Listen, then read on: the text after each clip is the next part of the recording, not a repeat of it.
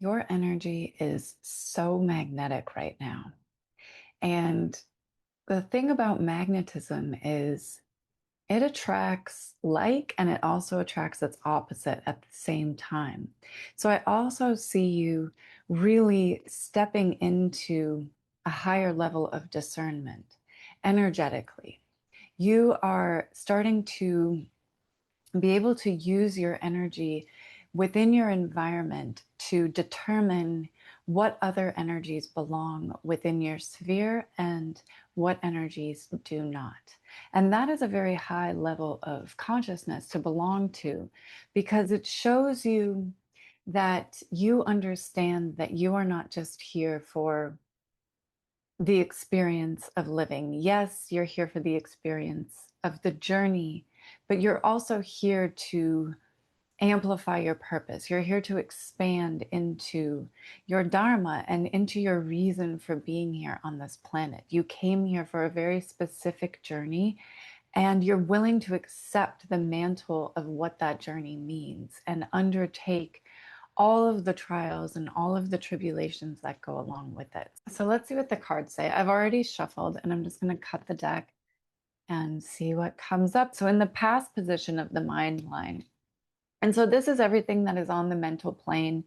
It is your thoughts. And because as we know, our thoughts are very important. Our thoughts are what create our emotions and our behaviors. And our vibration is determined by our thoughts. And so your reality is, yes, it's created by your thoughts, but more importantly, it's created by your frequency and your vibration. So the most important thing in the past position of the mind line, you are learning how to consciously have dominion over your energy and dominion over your environment. And what that means is that you are embodying this level of discernment that allows you to experience not only your own energy, but observe and experience other people's energy without taking it personally.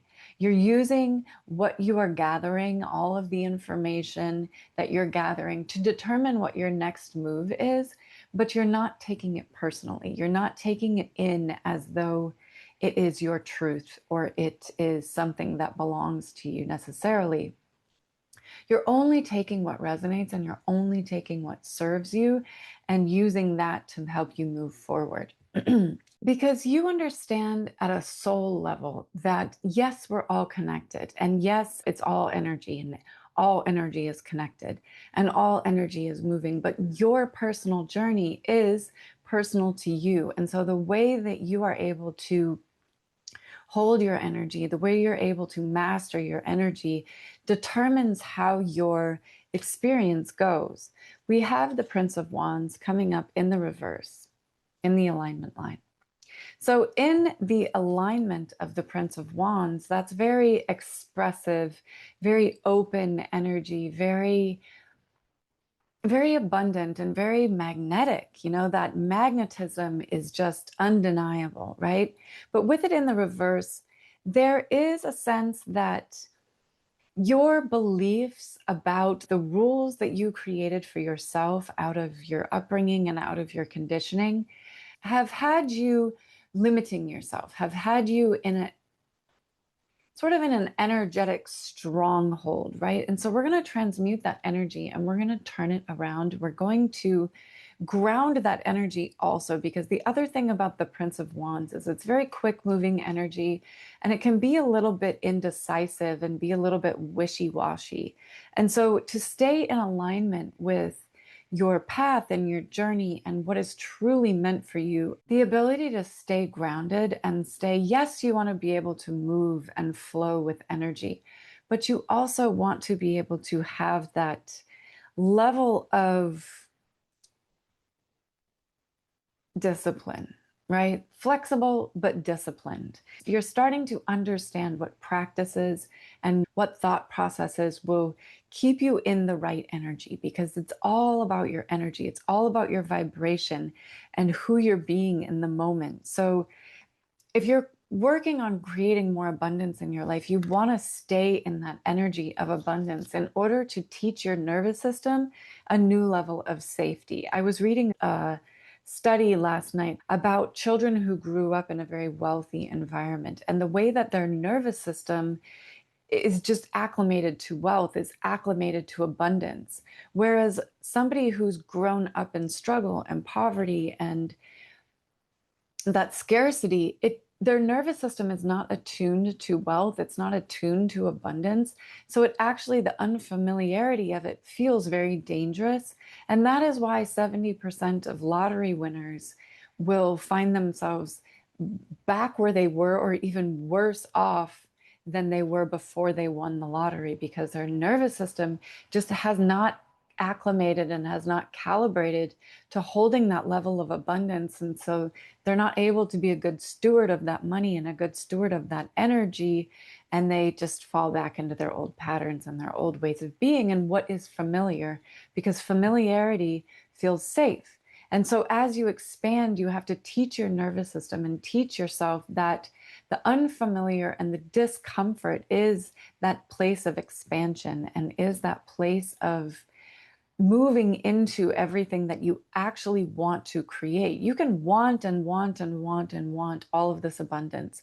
But if your nervous system and your inner world does not believe that it's possible for you and does not believe that it's okay for you to have it and to hold it, you will recalibrate back to that baseline level. So we want to expand gently and purposefully so that our level keeps rising, that baseline keeps rising, and we keep raising the ceiling of what is possible for us as well, because that is how you elevate. That is how you enter new realities and how you create more abundance and hit your next level of revenue and your next level of impact and hold it. It doesn't collapse in on itself and send you right back to where you were before. And that takes a new mindset. We have the Ace of Swords coming in the future position. So being able to hold a steady, clear mindset about what you're doing so that you can continuously recalibrate back to that vibration of being and having. It doesn't matter if you fall off. It doesn't matter if you fall out of the frequency. What matters is how quickly you're able to recalibrate back to it, how quickly you're able to clear your mindset and return to that place of clarity and return to that sense of inner truth that you are aligned with your purpose, that everything is working in your favor, and that everything you're doing is moving you forward. And that you continuously set yourself free. In the past position, we have the Eight of Swords. So again, we're talking about the mental. The swords are all about the mental. So we're talking about your mind. And it is so important to maintain that sense of clarity so that you can be free. So this card is a similar energy, whether it's reversed or in the upright. It's coming in the upright. In the reverse, it actually shows like a quicker moving energy of freedom and mental clarity. But even so, with it in the upright, this is the clarity. This is the truth of what you're creating. This is your energy moving freely and unobstructed. And you can notice how the swords, none of them are piercing this column of energy. So even in this energy of maybe a bit of stuckness, and this is in the past position, and it's in the body line. So it is demonstrating how a stuck mind keeps your body stuck, because your brain is always informing your body and telling your body what to do, just as your body is, also telling your brain. This is a cohesive system that we're running here, and it all interplays with itself. The gut and the heart are incredibly intuitive as well, and incredible information systems. So they are working together. Your whole system is working together. But what we want to do is update the mindsets and update the thought processes so that the body can then start to update and recalibrate. And we have the Seven of Wands in the alignment line of the body, illusions of success. So that is things that have seemed to have been going well but they're like surface level well, right? The soul doesn't agree, or the heart doesn't really agree, and you don't have that coherence between your mind and your heart.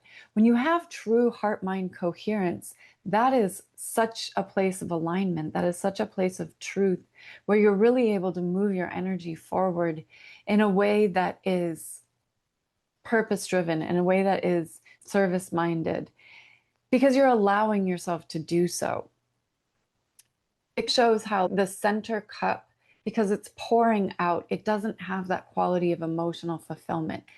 You can have all the money you want, you can have all of the outside validation and the outside reassurance that you want, but if your inner core emotional world is one of lack or one of scarcity or one of fear, that's actually what you're going to manifest. You can say all the affirmations, and you can even be doing all of the right things on the surface and presenting as the finished product, or presenting as who you want the world to see you as. But if your underlying energy is off, that's actually what the universe is going to mirror back to you, is that disconnect, is that lack of coherence.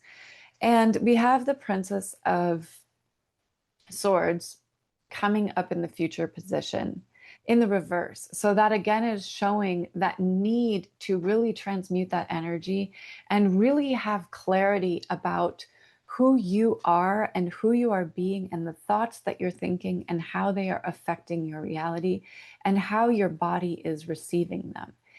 Remembering that people can do whatever they want in life, and what other people do means nothing about you. People's reactions to your work means nothing about you as a person. So it really talks about allowing yourself to stay true to who you are and stay true to your path, regardless of what's going on and regardless of what the reaction is. Look at your life as this grand experiment. Look at your business as a grand experiment. It's not personal. It doesn't mean anything about you. Your product and your services aren't even you. You are the energy behind them. You are the creator of them, but they are not you. It's kind of like that energy of being in the world, but not being of the world. You know, have your sense of separation, that yes, we're all connected, and yes, everything flows into each other. And if you're able to open your spirit and open your mind to the greater consciousness, you can start to receive information that may not be readily available on this earthly plane, right? When you elevate into the mental plane and then you elevate even higher into the spiritual plane, we have the Queen of Swords in the past position of the spirit line, showing that openness to receive the information from higher consciousness and to tap in even to your own higher self. We all have a higher self. We all have a lower self, or many selves. It's almost like entities, right? We all have consciousness that is either trying to elevate us and pull us forward and pull us into the reality that we want to create, or we have entities and energies that are going to want to pull us back into our own darkness and back into our own limitations. But with this in the upright, it shows that you have this level of discipline and mental clarity that allows you to return to source. Source is always going to speak to you and always going to give you messages and always going to give you direction and signs and synchronicities that show that you're on the right path, but you have to ask for them.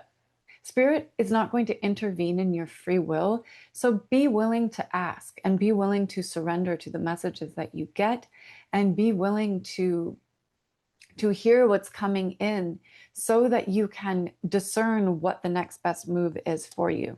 We have failure coming in the alignment line of the spirit. So failure is just lessons. Failure is actually how we learn.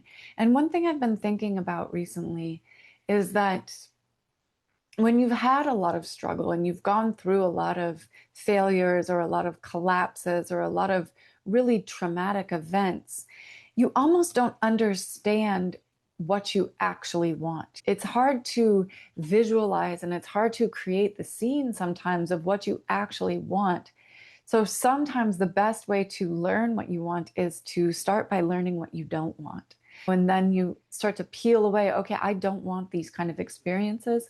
So I'm going to learn the ways and means of avoiding them. I'm going to build a foundation that doesn't, because the pentacles and the stones are all about the foundation that we build and the foundation that we hold our energy on and build upon.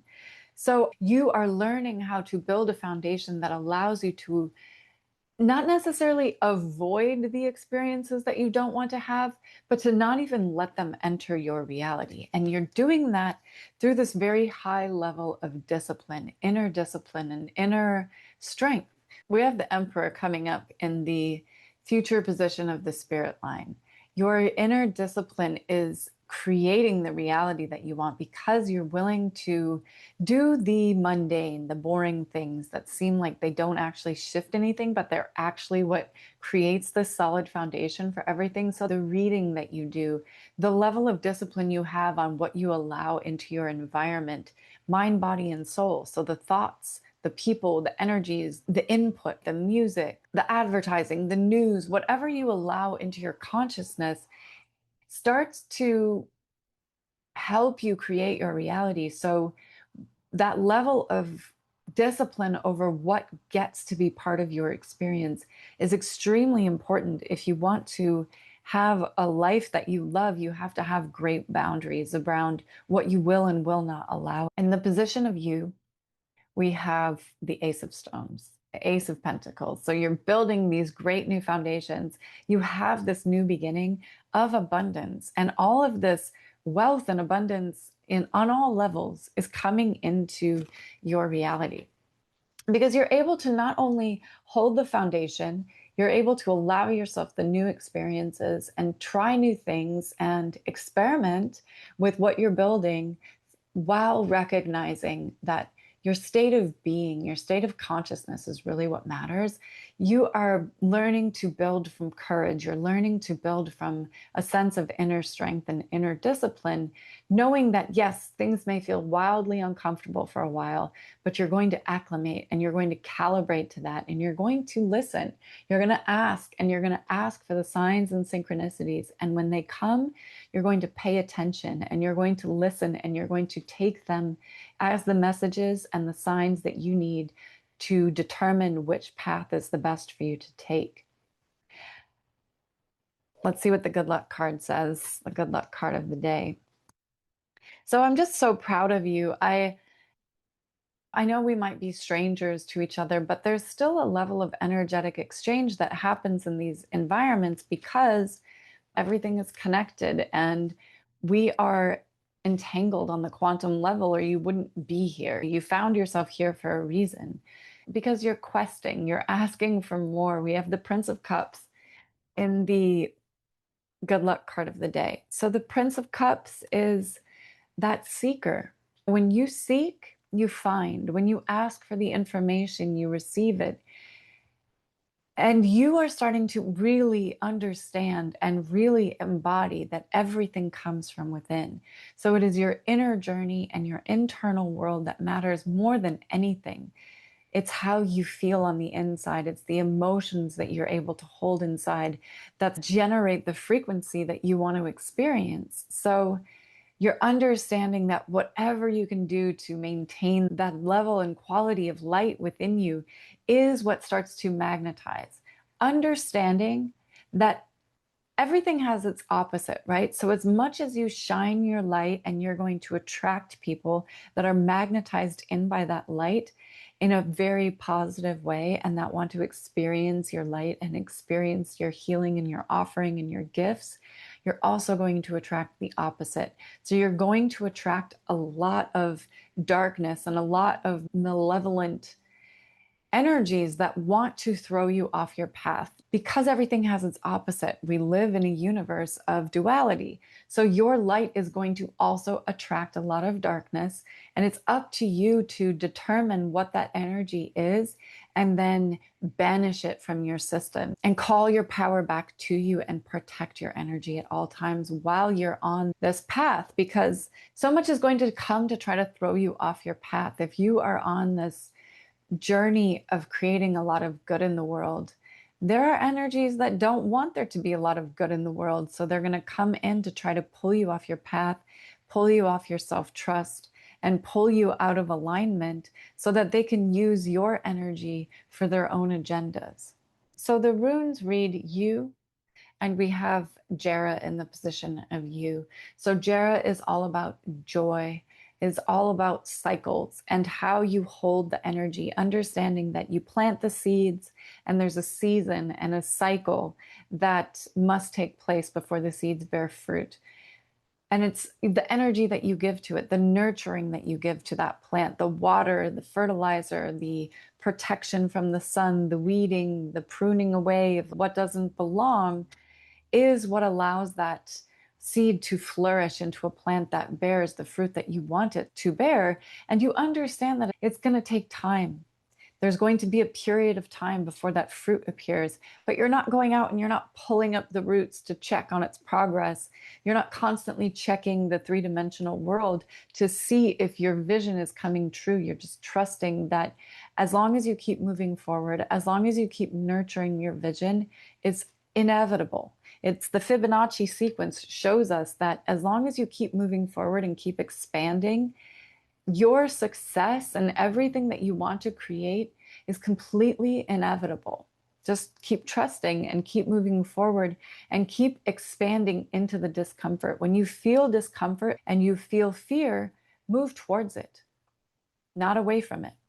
And it's very counterintuitive. And humans, we move away from pain or we move towards pleasure. We're kind of always only doing those two things. This is what the Sackler family understood, and how they were able to manufacture the opioid crisis is that they knew that people desire to move away from pain more than they desire to move towards pleasure, because pleasure can feel, like I said earlier, very unfamiliar.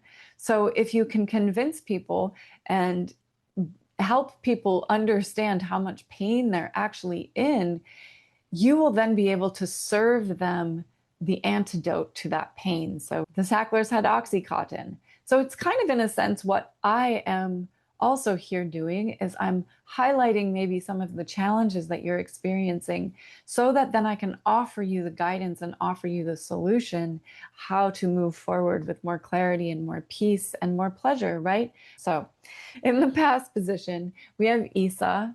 Isa is you.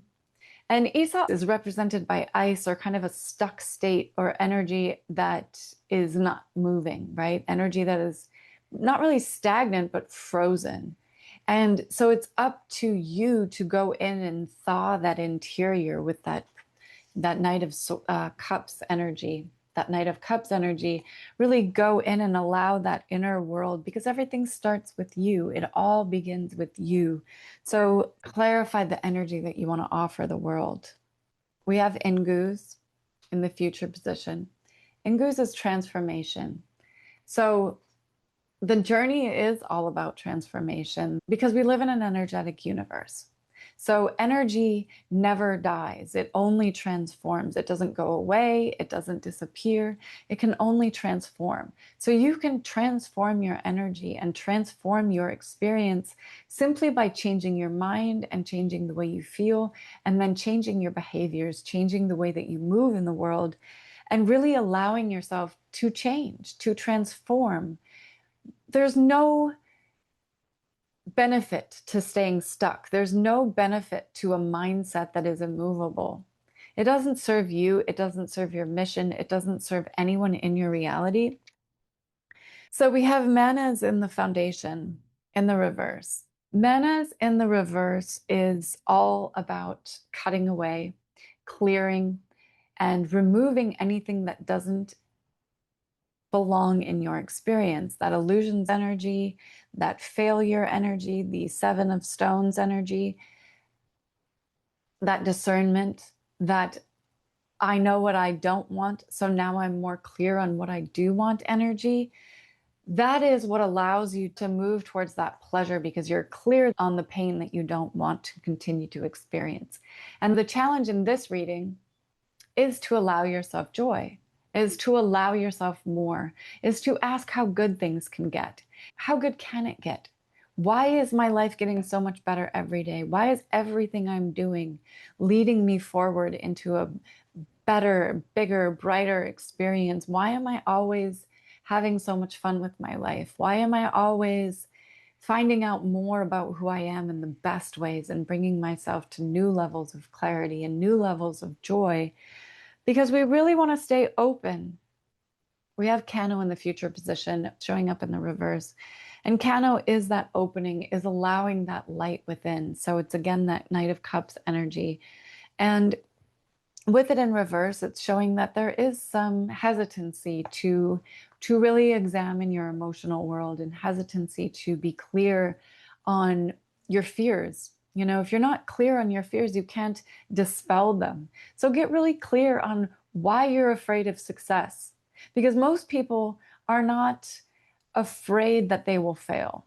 They're not afraid of failure. They're afraid of success. They're afraid of how everything in their environment is going to change and if they're going to be able to handle and withstand that expansion. So, teaching yourself to feel joy and expanding your experiences by going out in the world and being around people, places, and things that are in alignment with the reality that you want to experience before you even have the money. Go sit in expensive lobbies of expensive hotels if you want to expand and you want to be around more wealth. Go have luxurious experiences if you want to allow yourself to have a more abundant experience. Go sit in rooms where people are expanding.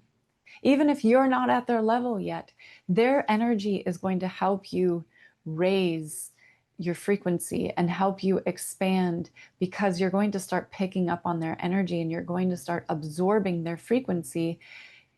Just like if you go in environments where people are very depressed or upset or angry or doubtful or feel very limited, you are going to start to attune to that frequency and you're going to lower your frequency and your baseline of what you believe is acceptable and what you believe is possible for you. So have that great level of discernment and go forward into every day with this great level of trust. Ask the universe, how can I expand today? How can I serve more today? Because your work isn't about you. Your experience is about you, but your work is not about you. It's about the people that you're here to help. And when you remember that, that makes it so much easier because you're here to serve and you're here to give and you're here to help this world expand into something better than it was before and leave it better than you found it. And that really is how we have that selfless side to our mission. Because if you're so worried about what people think or what you're going to receive as a result of your mission, you're not doing it out of the kindness of your heart. You're doing it in order to receive. And that is not as clear and not as pure of an energy. Yes, know that you will receive. The reciprocation of everything that you give is inevitable. And all of that abundance that you offer, that benevolence that you offer, that healing that you offer the world is going to flow back to you multiplied as long as you remain open to it, as long as you allow yourself to receive it. Most people don't have a manifestation problem. They don't have a magnetism problem. They have a receivership problem. And they have a hard time allowing themselves to receive more love, to receive more joy, to receive more happiness, more abundance, more wealth, because they're not used to it. And when you clear your nervous system and clear those old belief systems, you create room, you create capacity for more. And just because you've had hard times in your life and hard experiences in your life, remember that to the extent that you have the capacity to hold pain, conversely, you have the capacity to hold great joy and great abundance and great love. So allow yourself to stay in that place of neutrality in the middle, because actually that's the most free. Because if you move too hard towards joy and you become too attached to feeling good all the time, it becomes an addiction, it becomes a crutch, and it becomes something that you're constantly chasing. So really, your most powerful place to be, the point of power and true alignment is just neutrality. Yes, I can observe the discomfort. Yes, I can observe the fear. Yes, I can observe the joy, but I'm not going to attach myself to either pole because I'm just going to stay neutral and I'm going to flow and I'm going to trust that everything is unfolding in my highest good. So let me know in the comments how this is landing. Let me know what stood out to you, what practice you're going to add into your daily practice, how you're going to shift your energy. And remember, take what resonates, leave the rest. Know that this is a timeless reading so that whenever you happened upon it, it is for you. And I'm so grateful to you for being here. And with that, my dears, much love.